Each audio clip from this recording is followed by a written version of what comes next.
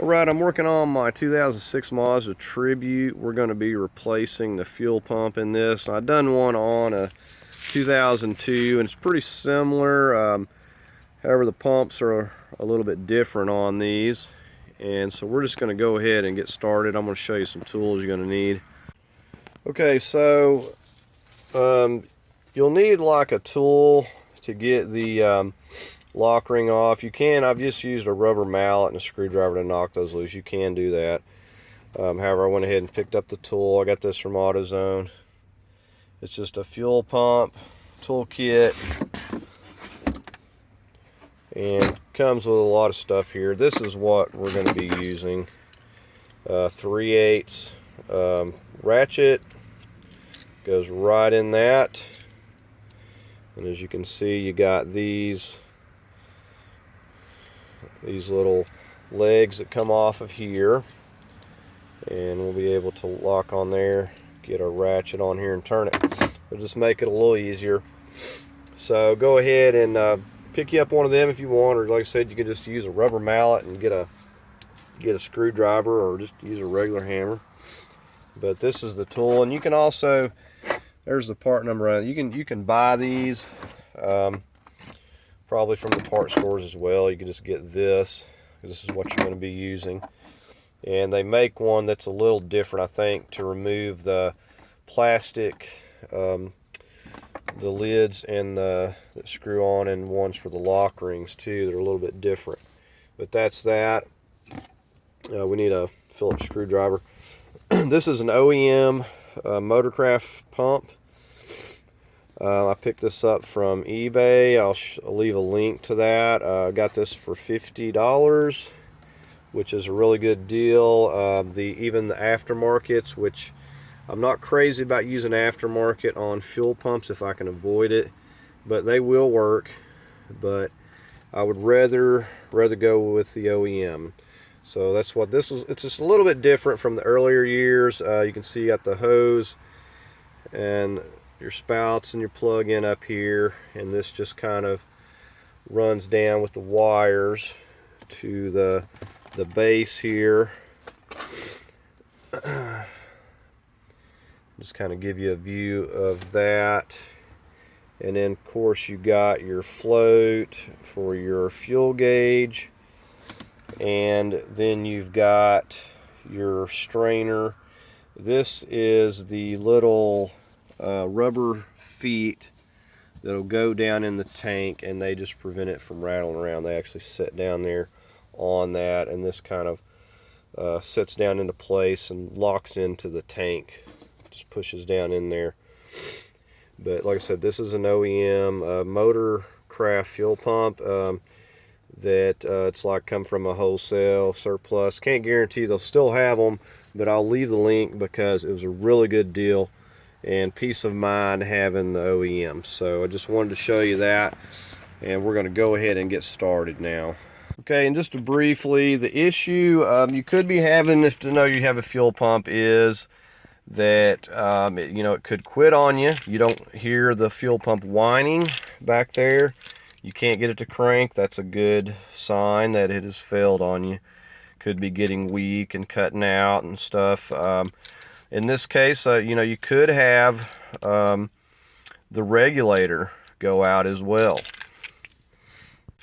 Okay, and like I said, on this one, it's gotten where you come in here, you have to crank this key over several times to get this pressure back, and it's taking increasingly longer and longer to start. And the regulator is built on with the pump and everything, so we're just going to be replacing the whole unit. This vehicle has 187,000 miles. It's probably not been replaced. It's just as easy. Just go ahead and replace it. You get a new strainer, everything new. The fuel gauge is kind of glitchy as well, and it just doesn't, it jumps around. So it kind of takes care of everything at once. So I'm not having to worry about, the cranking issue. So we're going to go ahead and the first thing, get out here and under the hood. Okay, so we open up the hood, we come over here, and we're going to just pop this fuse panel off, and we're going to pull out this 20 amp fuse that is located right here. It's It's the second one from the right beside this one. And just let it run until it runs out of fuel, and then you know you got all the pressure and everything off of it before you get started. Okay, and the next thing you're going to do is go ahead and take your 10mm and take this negative cable off, since you're going to be working on wiring and stuff. We don't want to have any accidents. Okay, so we're just taking our 8mm, loosen this off, and now we have that. Okay, so the next thing we're going to do is come in here to the driver's side. You got a strap here. You can pull on this, or you can just kind of give the seat a tug, lift up, and I'll just pull it forward, and go ahead and move this seat up here because it'll hit. Okay, so just go ahead and just flip that like that out of the way. Then we can get in here and peel this back, and then we can see that we've got our Phillips head. We're going to go ahead and take those out now. Okay, so we got a Phillips. I'm going to get in here and just remove these 4 Phillips. Very easy. And this is going to be the same on all of the years, the Escapes, the Mariners, and the Tributes. These are all, this is a good way to do it. Makes it easy access. Now the only unknowns that we have is once we take and get into our tank, we don't know if there's trash in there. Now there's always a possibility that we're going to run in to a situation where we've got trash in our tank, and then you can see a lot of stuff we're going to have to vacuum out here. So we just pull this up out of the way here, and we've got some connectors and stuff we got to remove here. But the first thing we want to do, and I mean, as you can tell, there's been mice and stuff packing acorns and everything in here, but we want to get this as clean as we possibly can. So we're going to need to get a wet vac. We're going to need to get a rag. We're going to get some cleaner. We're going to vacuum all this out. We're going to get all the loose stuff clean and clean this as clean as possible. It's going to take a minute to do that, but it needs to be done because we do not want a speck of dirt getting in our tank, or we're going to have problems, and we're going to have problems with our new filter and everything. So we got to first get this clean. I'm going to get a wet vac, and we're going to get a little toothbrush or something. We'll just start working this loose dirt out of here and vacuum it out, and then we'll get a rag and some cleaners and the wet vac, and we'll start sucking some of this other dirt out of here. Okay, so you can see a big difference in the before and after. Now all I have used has been the wet vac, and I took some of this purple cleaner, and I took a little toothbrush, went around, got it all loosened up in some really hot water, and dumped on there and rinsed it out. And I mean hot, boiling hot water. So, and that's all I did. And then I took the vac over it again. Now when I go to loosening this lock ring, I'm going to get the vac back in here again because I'm going to have some debris that's going to try to come loose. Now we don't know, like I said, if there's any trash in the tank or not, but if there's not any in there, we sure don't want to get any in there. But it could be that there's trash in there, and it's going to have to be dropped and cleaned out. There's no two ways about it. If it's got trash, we're going to have to take it off, rinse, pump the gas out. And I don't have, before you start this, if you can, try to get as much gas run out. But if it fails on you, obviously you can't do that. But if we have to drop it, we're going to pump as much as we can out, drop it down, wash it out with water, soap, let it dry, put it back together. It's going to be a whole nother ball game. So we're going to go ahead now. We got this clean here. We can see our connectors here. This one here, you push down right there, and you can see it's still a little bit dirty, but you push down on that and slide that off. So you just give that a push down right there. You can see that.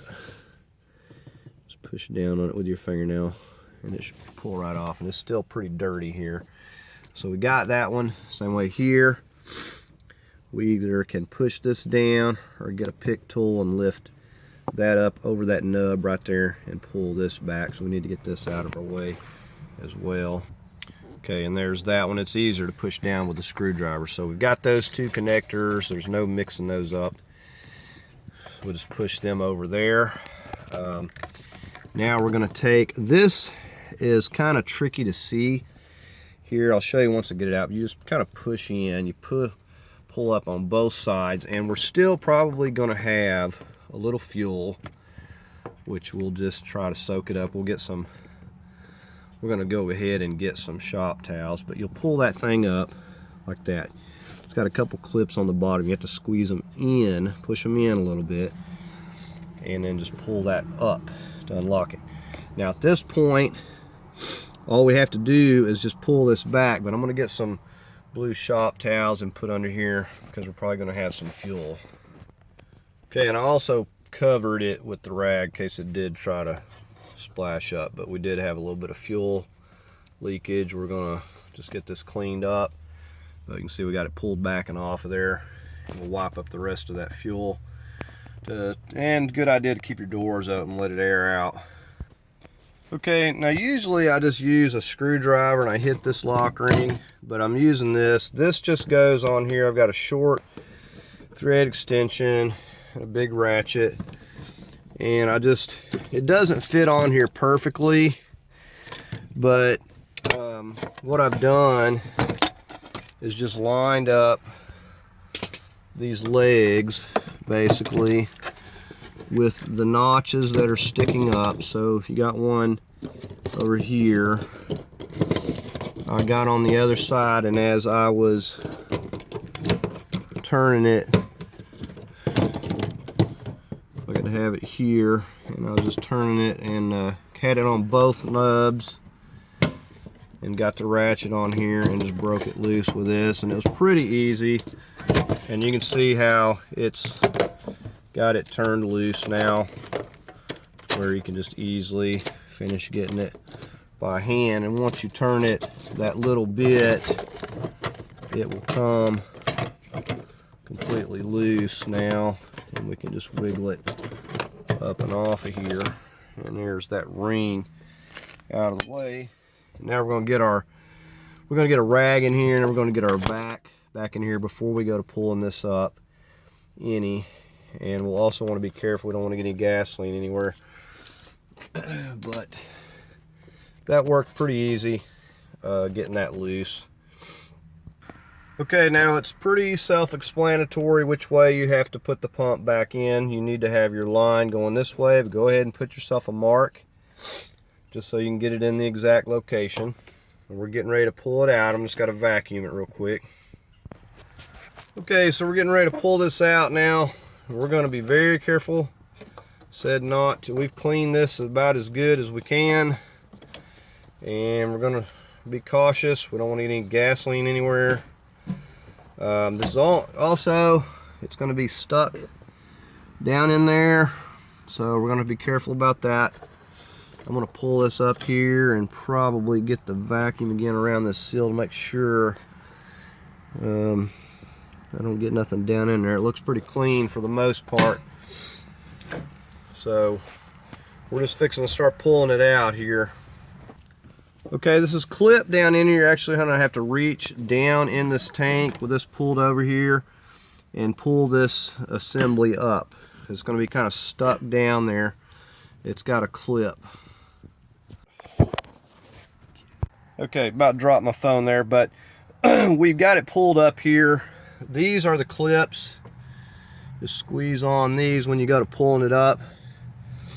And that's just, we're working up out here. It's just a tight feed. We're going to let it drain for a second so we're not getting fuel everywhere, and then we'll go ahead and pull it on out. But just make sure to note the way this is oriented. We're going to put the new pump back in the same way because it's OEM. Should be identical. Okay, here's this old pump. You can see how filthy those strainers get. But you can see this all pulled out here. And it looks just like the other one. And just let it drain a little bit. It's still got a little bit of fuel left in it, but the main thing is just to try to drain a little bit before you go to yanking it out of there and make a big mess. Have your vehicle smelling like fuel. But so it's a little bit different from the earlier years. You can see this one's identical to it. And we put it in there. We're going to work the float down. We're going to work it down first. This float's the bar is shaped a little bit different. I doubt that it matters a whole lot. But anyway, it's got a nice new strainer. It'll go in there just like this, just like it came out. And we'll get all this oriented back in there the same way. And I wanted to show you the, and I'm stepping on stuff. But here is the little riveted or whatever contraption they got down in there. On the earlier years, they didn't have this. They just go and push down in there. It's kind of like spring loaded, I guess you could say, and it presses down in there. But overall, I would say that it's pretty clean. I mean, it ain't perfect. I see like some tiny specks in there, but it's pretty good. Pretty good. So anyways, we're going to work on getting the new one back in. Okay, I realized something. They had bent this thing, shipping it in that box right there. It was all curved up, so that was going to absolutely do no good.